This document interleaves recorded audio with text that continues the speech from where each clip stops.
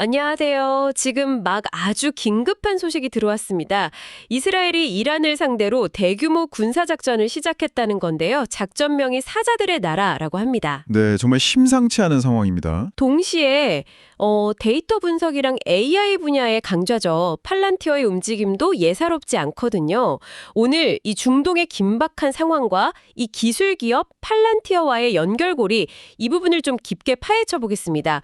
현재 미국 대통령은 도널드 트럼프인데 미국의 입장도 한번 짚어봐야겠죠. 네, 그렇습니다. 단순히 사건만 나열하는 거 아니라 이 급변하는 국제 정세 속에서 안보 기술, 특히 팔란티어 같은 기업의 역할이랄까요? 그 파급 효과를 좀 집중적으로 보려고 합니다. 그 이면의 의미, 또 연결고리를 찾아보는 거죠. 좋습니다. 그럼 먼저 이스라엘 공습 상황부터 좀 더 자세히 알아볼까요? 네타냐후 총리가 직접 밝혔다고 하던데요. 목표가 아주 구체적이던데요. 네, 맞습니다.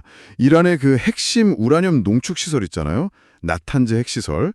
거기를 포함해서 탄도미사일 공장, 군사령부, 심지어는 핵심 핵 과학자들까지 표적으로 삼았다 이렇게 발표를 했어요. 와, 수십 곳을 목표로 했다는 건데 이건 뭐 거의 전면전 수준 아닌가요? 그렇죠. 이스라엘 입장에서는 이게 생존을 위한 작전이고 필요한 만큼 재속할 거다. 상당히 강경해요.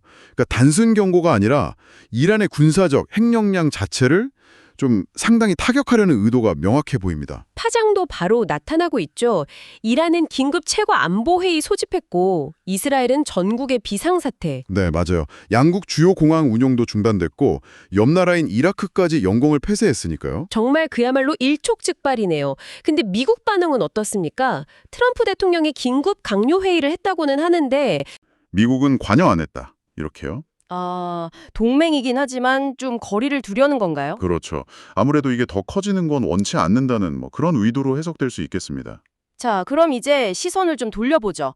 팔란티어, 티커 심볼 PLTR, 이 기업 말입니다. 최근에 주가가 역대 최고치를 찝고 아주 강한 모습을 보이고 있는데 물론 가치에 대한 논란도 있긴 합니다만. 네, 팔란티어 강세는 실적도 좋았고요. 또 미국 방부와의 관계가 아주 끈끈하거든요. 그리고 민간 쪽 수요도 늘고 있고 복합적인 결과인데 역시 핵심은 국방 안보 분야 AI 시스템 공급자로서의 역할이죠. 바로 그 지점인데요. 지금 벌어지고 있는 이 이스라엘-이란 충돌 같은 지정학적 불안정 혹은 실제 전쟁 같은 상황, 이 팔란티어에게는 오히려 긍정적일 수 있다. 이런 분석이 나오고 있다고요. 맞습니다. 그게 핵심입니다. 좀 아이러니하긴 한데 국가 간의 분쟁이 막 심화되고 긴장이 높아질수록 국방이나 안보 관련된 AI 시스템 수요는 늘어날 수밖에 없거든요. 더 많은 정보 분석이 필요해지니까요. 그렇죠. 예측도 해야 하고 작전 지원도 해야 하고. 근데 팔란티어는 바로 이 분야에서 핵심 기술을 제공하는 기업 중 하나니까요.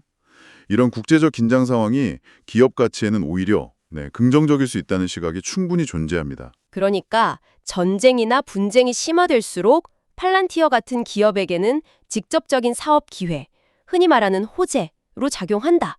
이런 분석이 힘을 얻는 거군요. 네, 정확합니다. 단순히 수요가 늘어나는 걸 넘어서요.